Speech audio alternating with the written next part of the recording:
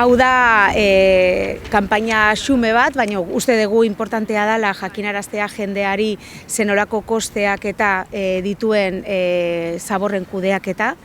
Berez, Errenteriako Udalak ingurumeneko aholku kontseiluaren ekimenez sensibilizazio ekintza bat martxan jarri du, errefusaren frakzioa murriztu eta hondakin organikoen kudeaketa hobetzeko beharrari buruz kontzientziatzeko eta informatzeko.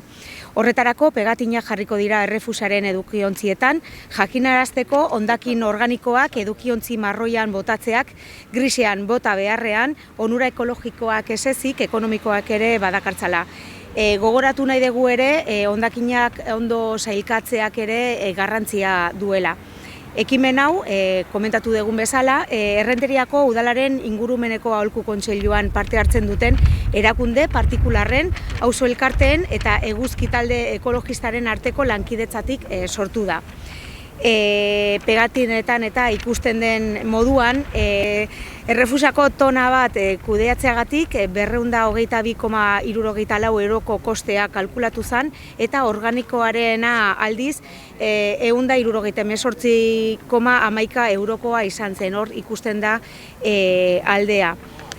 Bigarren mezua ere bota nahi dugu udaletxetik eta mezua da Gabonetan edo Gabonak gertu daudenez beste urrats bat ematea proposatu nahi diegu hiritarrei beraiek edo danon artean egin beharreko kudeaketan. Hondakinen sorrera murriztea aurreikusiz eta sustatuz eta horiek modu egokian kudeatuz.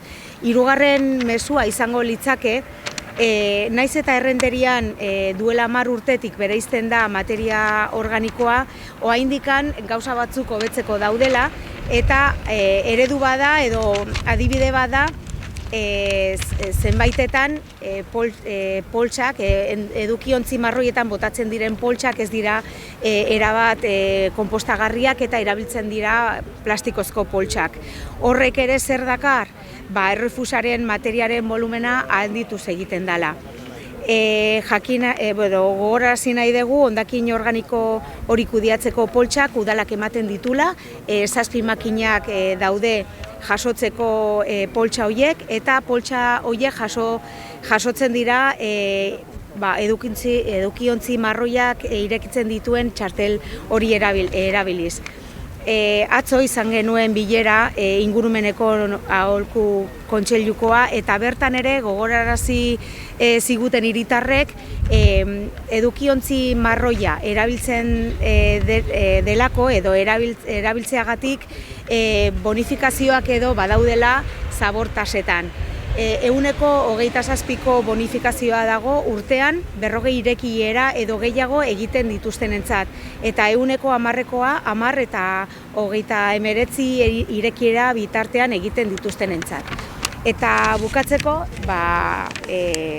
udalak eskertu nahi die konpromisua duten herritarrei ingurumenarekiko. Hiritar hauek ingurumenarekin eta udalerriko bizi kalitatearekin solidarioak diren erabilerak hobetzeko eta sortzeko aukera ematen duten keinu eta proiektu txikiak garatzen dituzte. Eta udalak jarrera hauek balioan jarri nahi ditu, ingurumenaren zaintza denon ardura baita.